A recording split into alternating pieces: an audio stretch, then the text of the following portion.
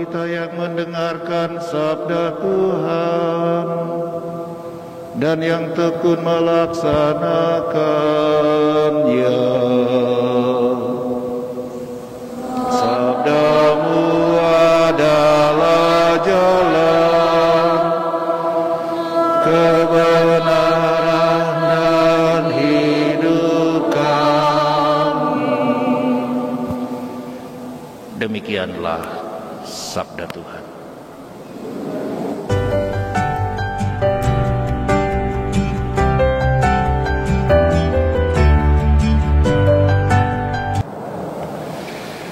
Saudara-saudari sekalian yang dikasihi dan diberkati Tuhan, seorang penulis buku rohani pernah menulis demikian.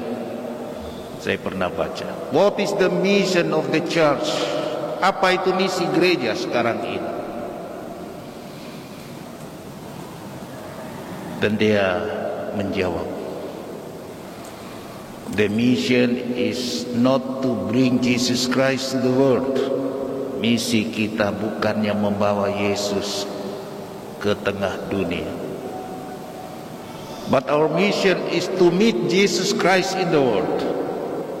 Tetapi misi kita adalah bertemu, to meet Him, bertemu Dia di dalam hidup sehari-hari. Dan saya pikir ini benar, saudara-saudari. Yesus tidak perlu dibawa-bawa, karena memang Dia sudah hadir. Aku menyertai kamu senantiasa sampai akhir zaman. Artinya Dia hadir kapan, dimanapun, dalam situasi apapun hidup kita, dalam untung dan malam, waktu sehat maupun sakit, waktu sukses maupun gagal, waktu kemarau maupun hujan, dalam segalanya Tuhan hadir. Amin. Jadi masalahnya bagaimana kita bertemu dengan Yesus yang memang sudah hadir. Ada sebuah kisah dahulu, hadir sebuah pertapaan yang ramai dikunjungi orang, karena di sana orang merasa ada damai, ada sukacita, ada pencerahan dan motivasi yang diberikan oleh para rahib, khususnya bagi para pengunjung yang sedang berbeban berat karena ditimpa masalah-masalah kehidupan. Orang-orang yang datang pun merasa bahagia, merasa damai dan sukacita ketika melihat para rahib di sana menampakkan persahabatan dan persaudaraan yang tulus. Hidup rukun damai sebagai satu keluarga. Mereka bertutur kata lembut, saling menghargai, saling melempar senyum, saling menolong. Yang muda memperhatikan yang tua, yang tua memberi dorongan dan motivasi bagi yang muda. Biara dan pertapaan ini menjadi ibaratnya sepotong surga yang turun dari langit bagi para penghuninya, juga bagi para pengunjung di pertapaan itu. Namun seiring dengan berjalannya waktu, situasi berubah. Para pengunjung mulai merasa kehilangan suasana yang indah. Mereka datang dan melihat wajah-wajah yang tegang, wajah kurang bersahabat dari para rahib. Bukan hanya terhadap pengunjung, tetapi juga terhadap sesama rahib. Wajah-wajah ceria beraura pesta, penuh senyum di antara para rahib, kini berganti dengan wajah kusam beraura kubur, penuh curiga dan saling sinis. Para pengunjung pun kehilangan keceriaan. Kalau dahulu mereka datang dengan langkah yang letih lesu karena berbeban berat akibat masalah hidup, pada saatnya mereka pulang dengan langkah yang ringan dan hati yang penuh sukacita. Tetapi kini mereka datang dengan beban berat, pulang dengan langkah yang sama beratnya, bahkan lebih berat lagi. Surga itu kini pudar. Situasinya terus berlanjut sampai pertapaan itu pun mulai sepi, ditinggalkan bahkan oleh penghuninya sendiri. Setelah sekian lama, penghuninya menjadi pada titik yang terendah, dan beruntunglah pada saat itu sang kepala pertapaan menyadari situasi itu, lalu mengajak sesama rahibnya untuk duduk bersama, mencari penyebab dan mencari solusi. Mereka kemudian masing-masing bermenung, dan salah seorang rahib tua dalam doa dan permenungannya, dia mengalami penampakan Yesus. Dan dia bertanya, "Tuhan, kapan Engkau datang supaya hidup kami berubah, supaya biara ini, pertapaan ini kembali menjadi surga bagi kami yang tinggal dan juga bagi orang yang datang?" Apa jawab Yesus? "Kamu bertanya kapan aku datang? Itu pertanyaan yang salah. Aku sudah datang. Aku sudah hadir." Sang pertapa ini kaget. "Kau sudah datang, kau sudah hadir. Di mana engkau? Kami tidak melihat engkau." Yesus menjawab, "Aku hadir dalam diri salah seorang di antara kalian." Sang pertapa ini bingung. Salah seorang? Tuhan, bolehkah Tuhan menyebutkan?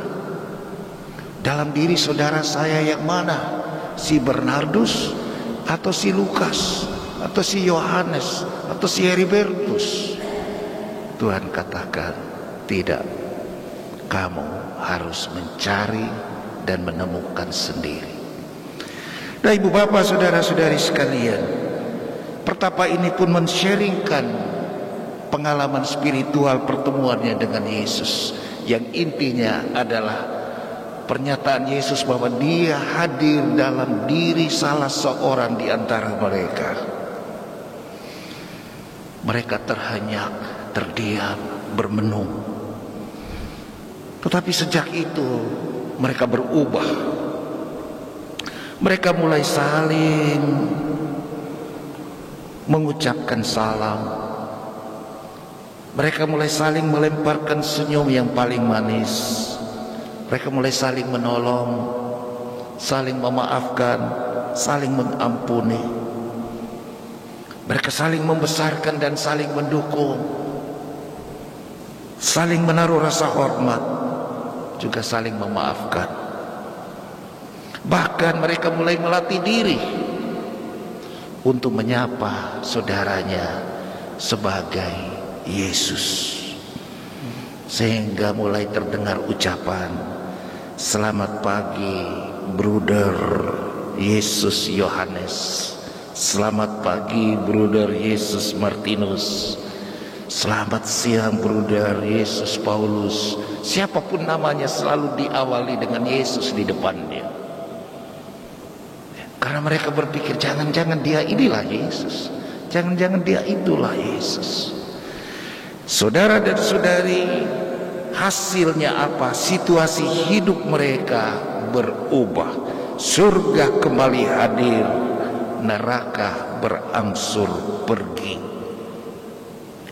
Ibu dan bapak, saudara dan saudari yang dikasihi dan diberkati Tuhan, semoga kita pun mampu memandang dan bersikap terhadap sesama saudara yang lain, bukan hanya sekedar orang lain, bukan hanya sekedar sesama, tapi lebih dari itu, sebagai Kristus sendiri yang hadir di dalam diri orang itu. Amin. Kata Santo Paulus dalam Galatia, "Sekarang bukan lagi aku, melainkan Kristuslah yang hidup di dalam aku." Ini yang harus kita jiwain bagi diri kita sendiri. Saya tidak sendiri. I never go alone. Saya tidak pernah jalan sendiri. Begitu juga saudara yang saya temui, bukan hanya dia sendiri, tapi di dalam dia ada Tuhan, ada Yesus. Itulah artinya kalau dikatakan di dalam spiritualitas kita, orang Katolik memandang orang lain sesama kita sebagai altar Kristus. Artinya Kristus yang lain, ya. Kristus yang nampak hadir di dalam diri sesama saudara. Apalagi sesama saudara, tadi di dalam Injil disebutkan yang lapar, yang haus, yang sakit, yang sedang dalam pengasingan, atau yang sedang di penjara.